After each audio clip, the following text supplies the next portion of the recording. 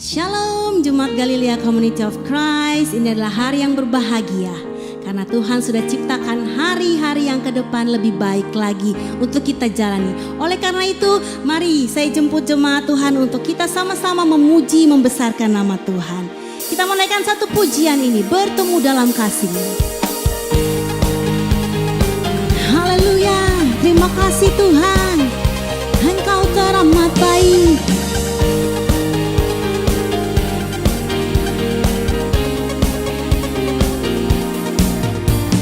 Bertemu dalam kasih-Nya, berkumpul dalam anugerah-Nya, bersuka cita semua di dalam rumah Tuhan.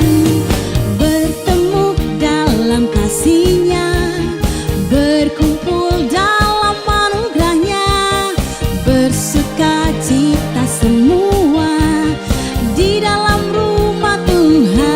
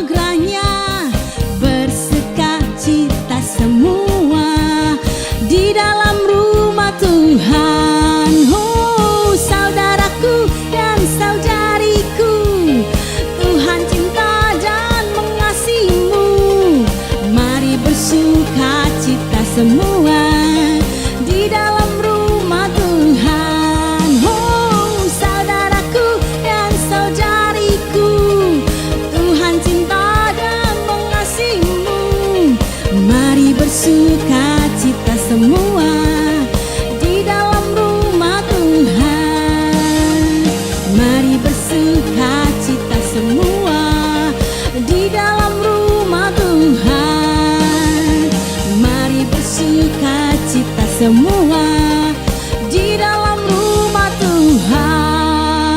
Haleluya, terpujilah Tuhan. Kita adalah umat pemenang, kita bersuka cita karena kasih Tuhan boleh ada hingga saat ini. Haleluya.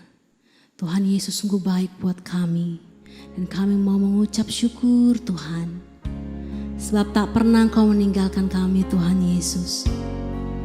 Dan Kau memberikan segala yang kami inginkan sesuai dengan kehendak Tuhan. Haleluya. Glory, glory bagi-Mu Yesus.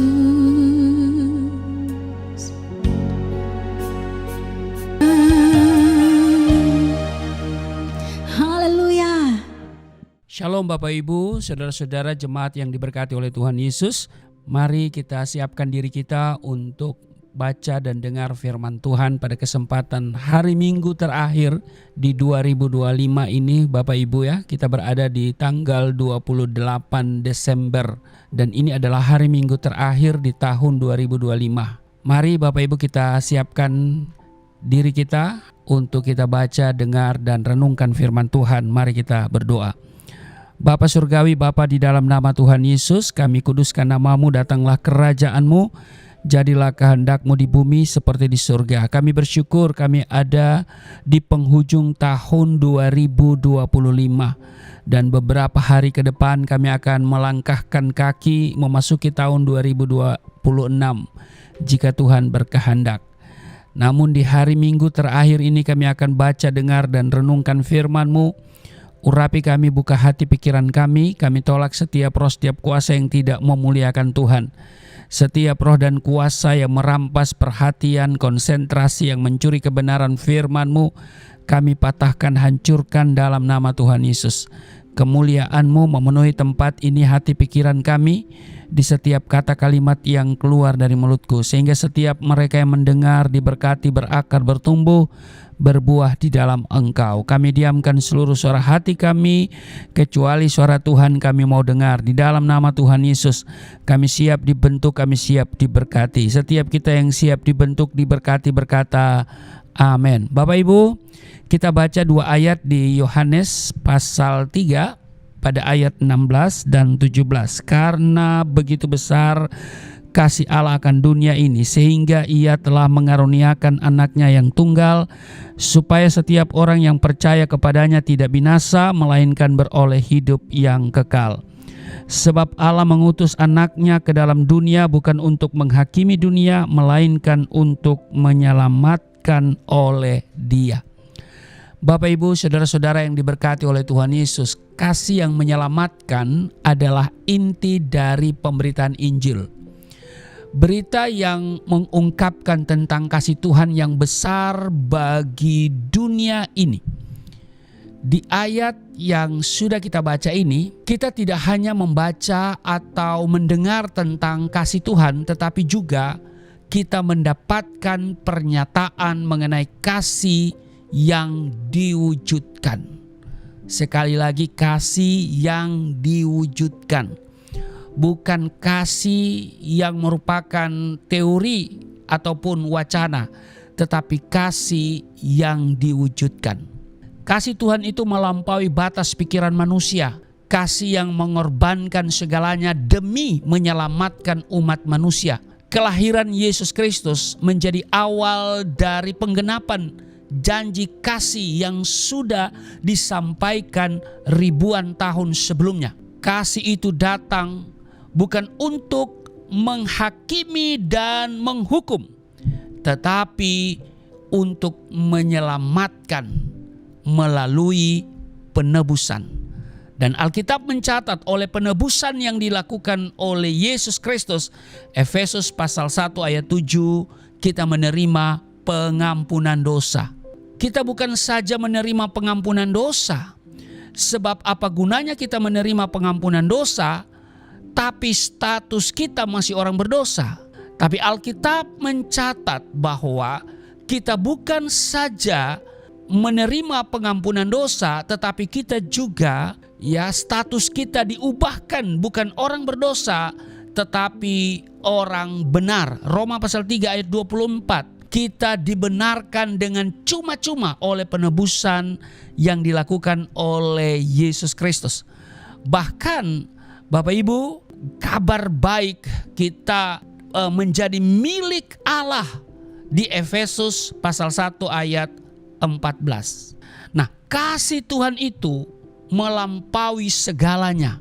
Firman Tuhan dimulai dari sebuah pernyataan yang tidak pernah dipikirkan oleh manusia berdosa. Dikatakan, karena begitu besar kasih Allah akan dunia ini. Kasih yang besar itu menunjukkan kasih Tuhan yang tanpa batas. Kasih itu melampaui semua yang bisa dipahami oleh manusia yang terbatas. Tuhan mengasihi dunia ini, termasuk kita sebagai manusia yang berdosa. Bahkan mengasihi orang-orang yang seringkali tidak setia kepadanya. Di dalam kasih-Nya, Tuhan melihat lebih dalam lagi, melampaui kelemahan dan kesalahan kita. Tuhan melihat kita sebagai ciptaan-Nya yang sangat berharga, melebihi ciptaan-ciptaan yang lain. Kasih Tuhan diberikan kepada semua orang di dunia ini, tidak terkecuali, tidak dibatasi dengan perbedaan bangsa, suku, bahasa, ataupun status sosial. Kasih Tuhan itu sama kepada semua orang. Amin. Kasih Tuhan itu juga bersifat pribadi. Artinya Tuhan mengenal diri kita masing-masing secara pribadi, mengetahui kehidupan kita, bahkan hati kita yang paling dalam. Kasih Tuhan seringkali digambarkan dalam bentuk kasih orang tua kepada anaknya. Kita yang sudah menjadi orang tua pasti bisa merasakan kasih yang seperti ini. Jika status kita sebagai anak, mungkin kita sulit untuk memahaminya.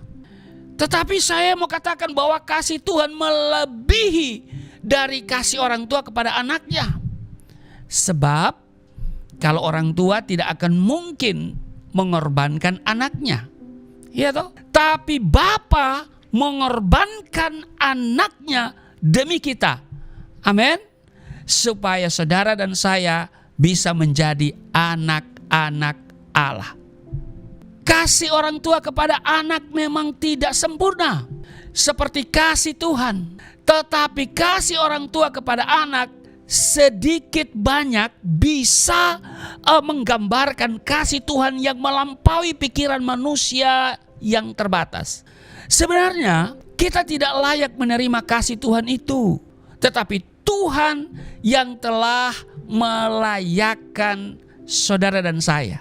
Kehadiran dan kelahiran Yesus Kristus menjadi bukti nyata akan kasih Tuhan itu.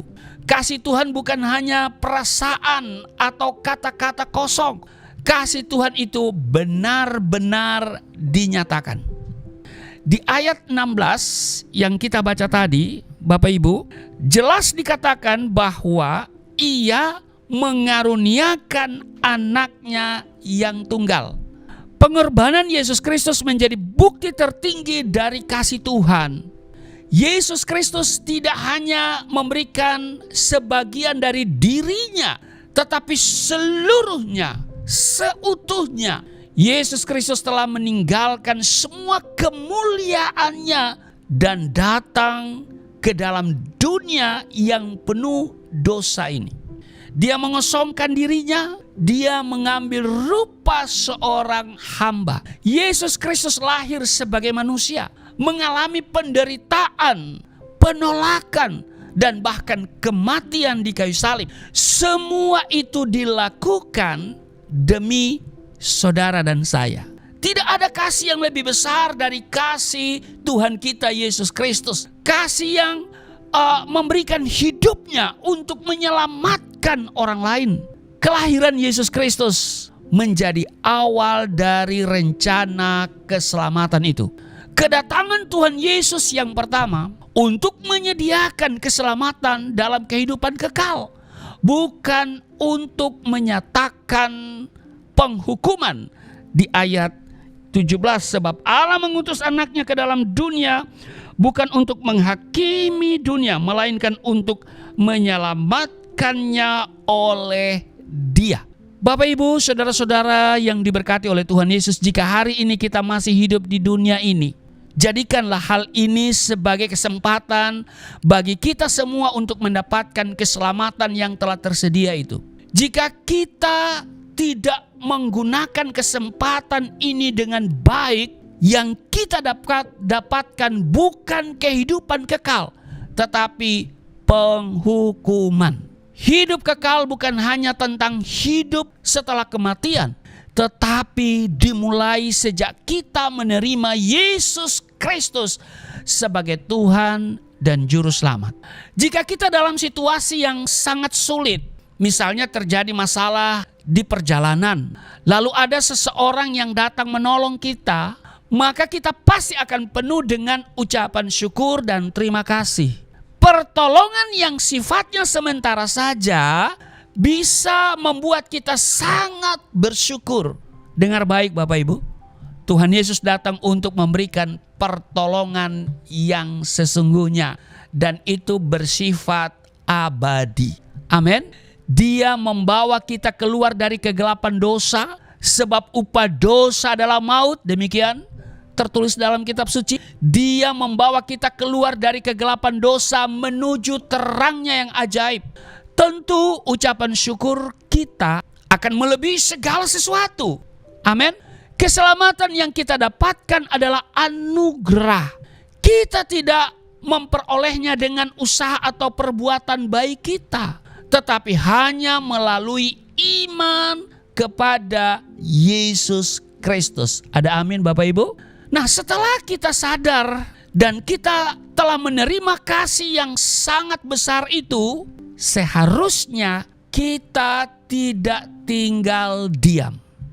Jika kasih Tuhan sudah mengubah kita, maka kita juga harus membagikan kasih itu kepada orang lain yang ada di sekitar kita. Perhatikan, dalam perayaan-perayaan Natal yang kita lakukan sepanjang bulan Desember ini, bahkan nanti sampai Januari, ya, ditandai dengan pemasangan lilin, iya kan? Nah, perhatikan bahwa sebuah lilin yang menyala tidak akan kehilangan apinya saat ia menyalakan lilin-lilin lain. Iya kan? Semakin banyak lilin yang menyala, semakin terang sinar yang keluar. Kasih yang kita bagikan itu akan memberkati banyak orang. Karena itu Bapak Ibu Saudara-saudara, marilah kita dalam kesempatan di mana kita berada di hari-hari terakhir di tahun 2025 ini, biarlah kita senantiasa membagikan kasih Tuhan yang sudah kita alami. Kita menjadi terang, kita menjadi berkat, menjadi garam dimanapun kita pergi dan berada. Amin. Karena itu di hari-hari terakhir di bulan Desember di 2025 ini, biarlah masing-masing kita menyadari kalau kita sudah menerima kasih dari Tuhan yang sudah menyelamatkan kita, maka kita akan juga berkomitmen untuk membagikan itu kepada orang lain, supaya orang lain juga mendapatkan keselamatan yang sama. Amin. Tuhan Yesus memberkati. Mari kita berdoa. Terima kasih untuk hari ini kami boleh mendengar firman Tuhan di hari Minggu terakhir di tahun 2025. Terima kasih bahwa Engkau Allah yang datang mengasihi kami orang berdosa, dan kasih-Mu itu menyelamatkan setiap kami. Terpujilah Engkau, dan sebentar kami akan memberikan persembahan sebagai ucapan syukur kami, karena Tuhan begitu baik di sepanjang tahun 2025. Walaupun kami kurang setia, tetapi Tuhan tidak pernah berkurang kesetiaan-Mu. Bahkan berkat-Mu tidak akan berkurang dalam hidup kami. Itu sebabnya seberapa yang ada pada kami di hari-hari terakhir, amat terlebih di hari Minggu terakhir di 2025 ini, kami akan mempersembahkan yang terbaik untuk pekerjaan Tuhan yang Tuhan percayakan ke Yayasan Pelayanan Galilea Indonesia dengan Gereja Galilea Community of Christ. Hamba berdoa untuk mereka yang memberi dengan tulus hati dan dengan sukacita. Mereka memberi dari kekurangan, bahkan dari kelebihan mereka. Tuhan melihat hati, dan Tuhan yang akan membalas kebaikan hati yang mereka nyatakan. Engkau kembalikan berlipat kali ganda berkat yang mereka persembahkan, 30, 60, bahkan 100 kali ganda. Di dalam nama Tuhan Yesus kami berdoa, mengucap syukur, dan kami siap untuk menerima tubuh darah-Mu. Di dalam nama Tuhan Yesus kami berdoa dan mengucap syukur. Amin. Baik jemaat GCC, tiba saatnya bagi kita untuk memberikan yang terbaik bagi pekerjaan Tuhan. Bagi saudara-saudara yang mau memberikan, boleh ditransfer melalui rekening yang ada di layar saudara maupun melalui QRIS. Sambil memberi, kita akan mempersiapkan hosti dan anggur. Kita akan memasuki perjamuan kudus. Saat ku masuk ke hadirat-Mu, bawa persembahan ke tempat kudus-Mu. Pujian ku naikkan, sembah ku berikan bagi-Mu Allah yang mulia. Kau layakanku menghampirimu, melihat tahta kemuliaan-Mu Tuhan. Pujian ku naikkan, sembah ku berikan bagi-Mu Allah yang mulia. Oleh kuasa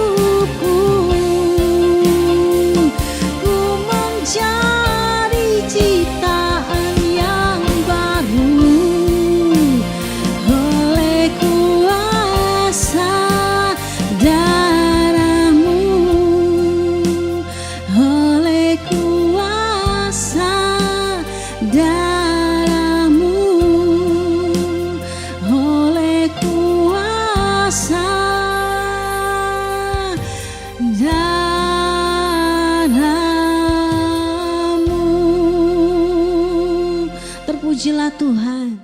Kita akan menerima tubuh darah Kristus.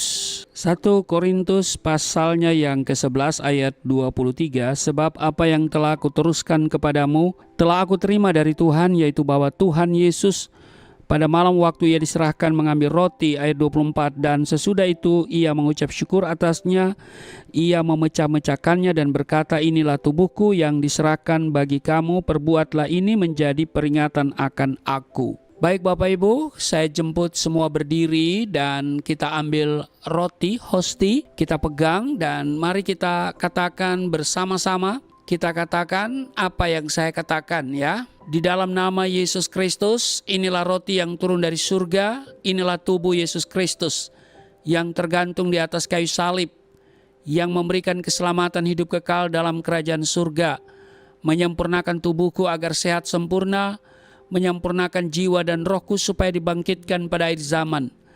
Inilah tubuh Yesus Kristus yang tergantung di atas kayu salib, tertikam, tertombak agar kami tidak terkapar di rumah sakit, tidak terkapar di meja operasi, tidak terkapar di ruang ICU, tidak lumpuh, tidak pikun, tidak koma.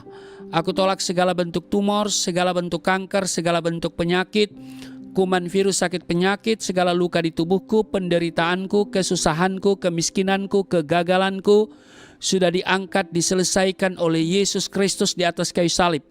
Maka hari ini aku meraih janji Tuhan, aku meraih kuasa, aku meraih mujizat, disembuhkan, dipulihkan, diberkati, hidup berkemenangan. Di dalam nama Yesus Kristus, firman yang menjadi daging, inilah roti yang turun dari surga, inilah tubuh Yesus Kristus. Mari kita makan. 1 Korintus pasal 11 ayatnya yang ke-25, demikian juga ia mengambil cawan sesudah makan, lalu berkata, cawan ini adalah perjanjian baru yang dimateraikan oleh darahku. Perbuatlah ini setiap kali kamu meminumnya, menjadi peringatan akan aku. Mari Bapak Ibu, kita ambil anggur dibentuk menjadi darah Yesus. Mari kita angkat dan kita katakan bersama-sama. Di dalam nama Tuhan Yesus Kristus, inilah darah Yesus Kristus yang tertumpah di atas kayu salib sebagai perjanjian yang baru dan yang kekal, yang memberikan pengampunan atas dosa-dosaku, yang menyucikan dan menguduskan kami, agar kami semua termaterai dan menjadi warga kerajaan surga. Di dalam nama Yesus Kristus, oleh kuasa darahnya dan oleh bilur-bilur Tuhan Yesus, kami semua diselamatkan. Dan mulai hari ini kami semua tidak sakit-sakitan, tidak migrain, tidak sakit kepala, tidak vertigo. Aku tolak stroke, aku tolak sakit kista, segala bentuk tumor, segala bentuk kanker. Aku tolak sakit ginjal, ginjalku sempurna, tidak cuci darah, tidak gagal ginjal. Aku tolak diabetes, pankreasku sempurna. Aku tolak darah tinggi, aku tolak darah rendah. Tidak ada alergi dalam tubuhku, tidak kolesterol. Sel-sel darah merah, darah putih sempurna adanya, tidak asam urat. Aku tolak rematik, tulang-tulangku tidak keropos, saraf, pembuluh-pembuluh darah, semuanya berfungsi dengan sempurna. Aku tolak sakit jantung, jantungku sehat, tidak dioperasi, tidak ada penyempitan. Aku tolak sakit paru-paru, paru-paruku sehat, tidak ada flek, tidak TBC, tidak sakit asma. Tuhan yang menyembuhkan segala penyakitku, dan aku percaya bahwa Tuhan memperbesar kapasitasku. Kekayaan bangsa-bangsa dipercayakan kepadaku, tidak ada pintu yang tertutup bagiku, tidak ada kuasa kegelapan yang bisa menyerang aku. Tuhan akan selalu memberkati pekerjaan tanganku. Apa saja yang aku kerjakan, Tuhan selalu buat berhasil. Mujizat dan terobosan akan menjadi bagianku. Pengurapan dan otoritas ilahi ada dalam hidupku. Di dalam nama Yesus Kristus, inilah darah Yesus Kristus. Mari kita minum darah Yesus.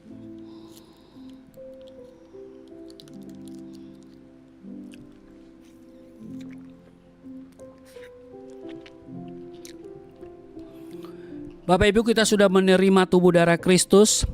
Mari kita bersyukur bahwa Tuhan di dalam kita di dalam Tuhan, dan Tuhan terus bertanggung jawab atas seluruh kehidupan kita di hari-hari terakhir di 2025. Manakala kami meninggalkan 2025 dan memasuki tahun yang baru nanti, Tuhan terus bertanggung jawab atas seluruh kehidupan kami. Hamba berdoa untuk setiap mereka yang sudah menerima tubuh darah Kristus. Mereka yang sakit disembuhkan, yang letih lesu berbeban berat diberikan kelegaan, yang terikat oleh dosa dilepaskan di dalam nama Yesus. Setiap mereka, setiap kami semua mengalami pemulihan. Kesehatan dipulihkan, ekonomi dipulihkan, rumah tangga dipulihkan, masa depan dipulihkan di dalam nama Yesus. Terima kasih hamba berdoa untuk setiap mereka yang memberikan persembahan sebagai ucapan syukur di hari-hari terakhir di 2025 ini. Teristimewa di hari Minggu terakhir di 2025. Mereka yang memberi dengan sukacita, Tuhan mengenal hati mereka, dan apa yang mereka beri akan memperbesar keuntungan mereka. Tuhan, mereka yang memberi tidak akan kekurangan, tidak akan bangkrut, tidak miskin, tidak menjadi peminta-minta, tetapi senantiasa hidup berkelimpahan. Di dalam nama Tuhan Yesus, Engkau yang akan melimpahi kami semua di dalam nama Tuhan Yesus. Dan kami terus berdoa untuk bangsa di mana kami berada. Tuhan berkati negerinya, Tuhan berkati Indonesia. Di dalam nama Tuhan Yesus, Indonesia penuh kemuliaan Tuhan. Dan pada akhirnya kami akan terima berkat Tuhan. Angkat tanganmu dan terimalah berkat Tuhan. Segala berkat yang dari surga mengalir dalam hidupmu di dalam nama Tuhan Yesus. Diberkatilah engkau, diberkati rumah tanggamu, diberkati suami istri, diberkati orang tua anak cucumu, diberkati usaha bisnis toko daganganmu, studi dan pelayananmu. Lumbung-lumbungmu diberkati, buah kandunganmu diberkati. Anak-anakmu anak-anak yang cerdas, generasi yang unggul. Berkesempatan studi di dalam dan di luar negeri, dapat beasiswa. Apa yang kau kerjakan Tuhan buat berhasil, naik bukan turun, menjadi kepala bukan ekor. Tuhan menjaga di hari-hari terakhir di 2025 ini, ketika engkau akan mengakhiri tahun 2025 dan akan memasuki tahun rahmat Tuhan 2026.